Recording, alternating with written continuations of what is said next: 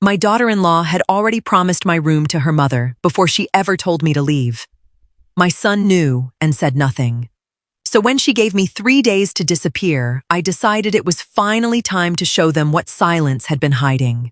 Brenda adjusted her baking sheet as the kitchen door slammed shut. Her daughter-in-law, Paige, stood in the doorway of the Portland bungalow with a printed sheet of paper in her hand. Paige did not drop her leather work bag or take off her coat. She looked directly at Brenda with a cold, measured expression that had been brewing for months. "You need to pack your things," Paige said, placing the paper on the granite counter. "My mother is moving into the guest suite on Monday. My husband agreed that we need our privacy back. You have 3 days to leave. Move out by the weekend." Brenda set her oven mitts down carefully beside the cooling rack. Her son Julian remained outside in the driveway, pretending to check the tire pressure on his sedan through the window. Brenda felt a sharp pang in her chest, but her hands remained perfectly still. She had spent 34 years working as a commercial real estate property manager in Oregon, handling lease breaches and difficult tenants with absolute composure.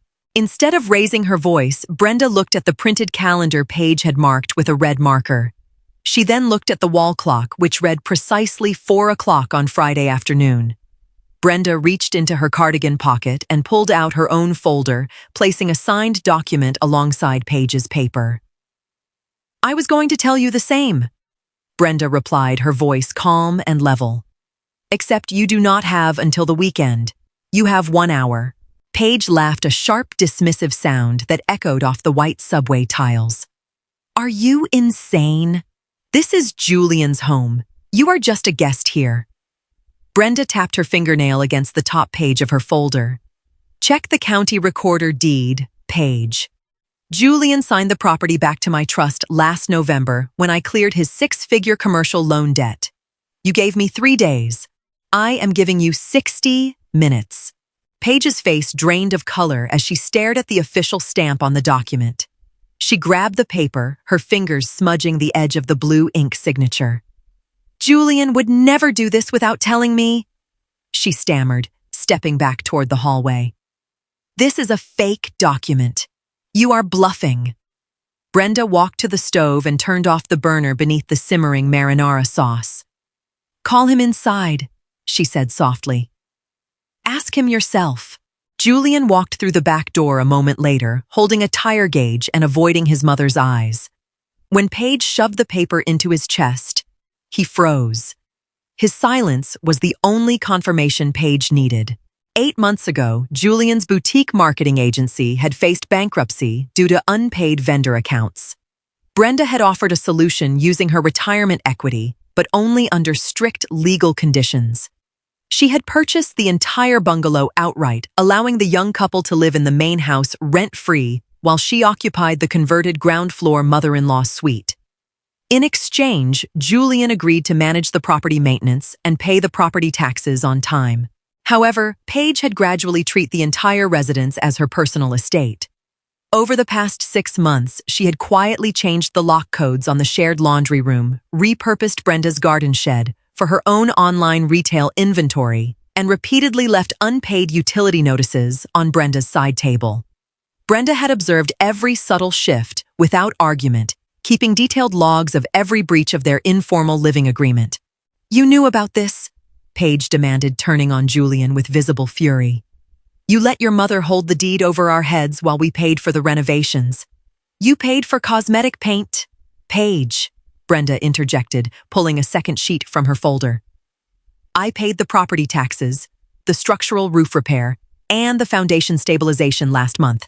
You are 3 months delinquent on the basic utility agreement we signed." Brenda watched Julian pull at his collar, completely unable to mediate the disaster unfolding in the kitchen. For months, Brenda had subtly shifted her routine to prepare for a moment like this. She had stopped cooking full dinners for the household 3 weeks ago, quietly establishing her independence by spending her afternoons at the local community garden and securing a private storage facility across town. "This is completely unreasonable," Paige said, her voice rising an octave as she pointed a finger at Brenda. "We paid for the new kitchen island cabinets. You cannot just throw us out onto the street over a minor misunderstanding about guest space. It was never a misunderstanding, Brenda said, standing tall behind the counter. You brought a contractor here yesterday to inspect my living space while I was at the dentist. You told him to prepare a quote for demolishing my partition wall so your mother could have a master sitting room. Paige shifted her weight, momentarily caught off guard. My mother needs care. You are healthy and mobile. It makes practical sense for you to find an apartment closer to the senior center. My health is fine and my memory is sharp, Brenda replied calmly. What you failed to realize is that the contractor you hired happens to be the son of my former business partner. He called me immediately to verify who was authorizing the structural modifications on my property. Julian finally spoke up, his voice barely above a whisper. Mom, please. We can talk about this like adults.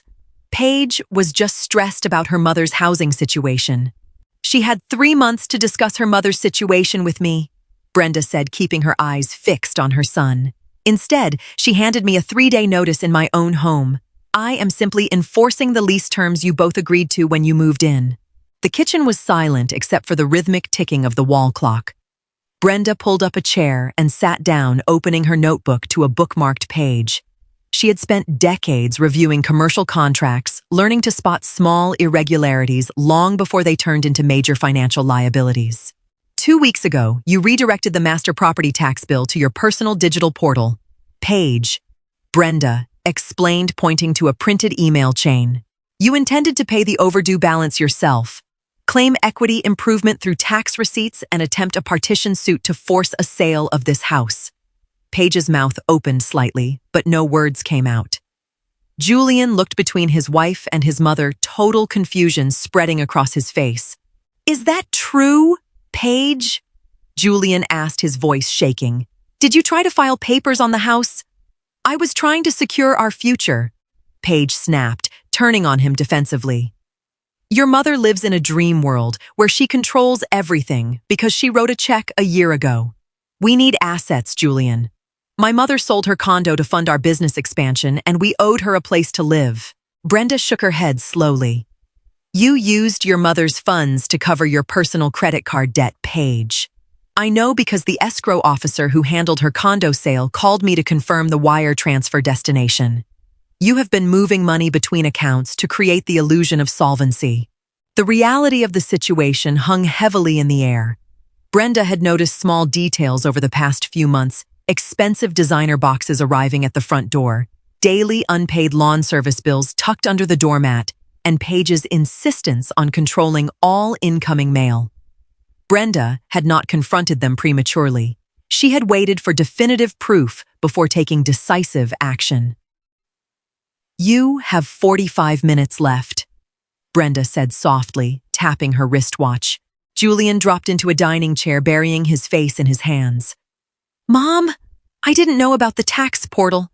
I thought Paige was handling the bookkeeping like we agreed. Ignorance is not a defense, Julian. Brenda said, her tone softening slightly but remaining firm. You chose to look the other way because it was easier than confronting the truth.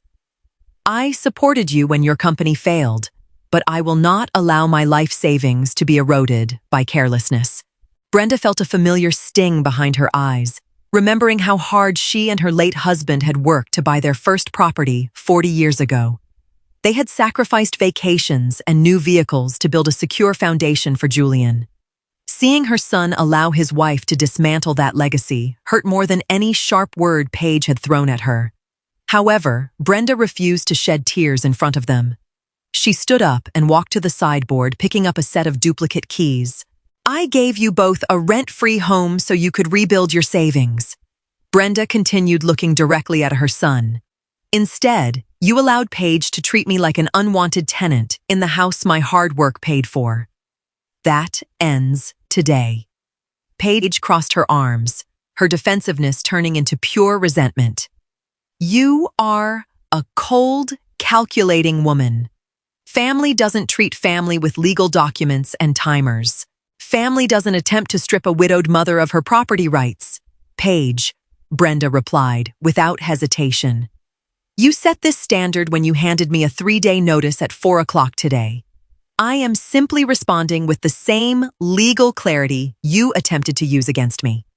Julian looked up, his eyes rimmed with red. Where are we supposed to go, Mom? It's Friday evening. There is an extended stay hotel 3 miles down the highway, Brenda said quietly. You have 35 minutes to pack your essentials. Paige marched toward the stairs, her heels clicking loudly against the hardwood floor as she began slamming bedroom doors overhead. Julian remained seated at the table, staring at the polished wood grain in complete silence. Brenda did not follow Paige upstairs, nor did she offer to help pack. Instead, she walked to her private suite downstairs, retrieved her phone, and placed a brief call to her trusted locksmith, who had already been scheduled to arrive at 5 o'clock. She then called a local private security firm to arrange a temporary property monitor for the weekend. Every step Brenda took was methodical.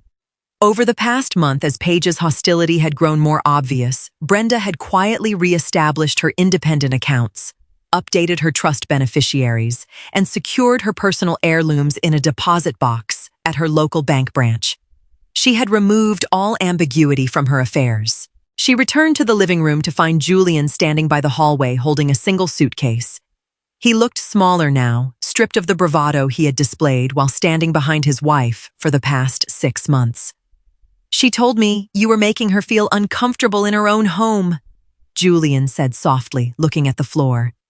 She said you were constantly judging her career and her family. I rarely spoke to her unless she initiated the conversation. Brenda replied, offering him a glass of water, which he declined. I respected your privacy entirely, but privacy is different from exclusion and manipulation. You stopped having dinner with me 3 months ago because Paige claimed my presence caused her stress. Julian swallowed hard, unable to deny the truth of her words. He had allowed his mother to be isolated in her own lower suite, ignoring her quiet presence while benefiting from her financial generosity. I didn't realize how far she was pushing, Julian admitted, his voice cracking. I should have checked the accounts myself. By 4:45, the driveway was filled with cardboard boxes that Paige had dragged out of the master bedroom. She was breathing heavily, her face flushed with anger as she loaded the trunk of her SUV. She had expected Brenda to break down, negotiate, or offer a financial compromise to avoid a public scene. Instead, Brenda stood on the front porch with her arms folded, watching the process with unyielding calm.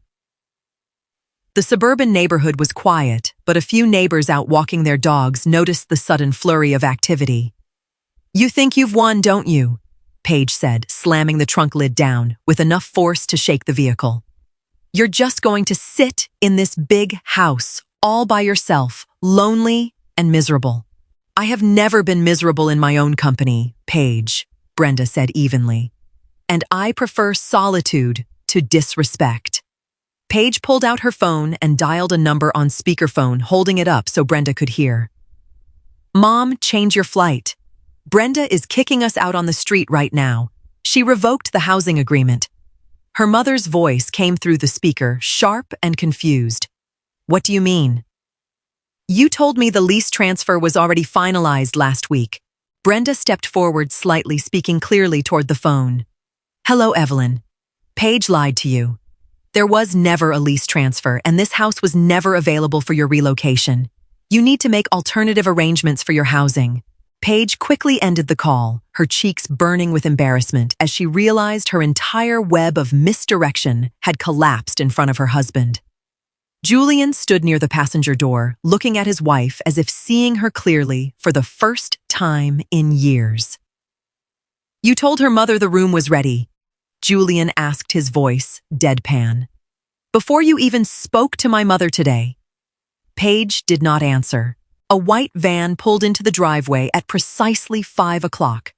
The locksmith stepped out carrying his toolkit and greeted Brenda with a polite nod.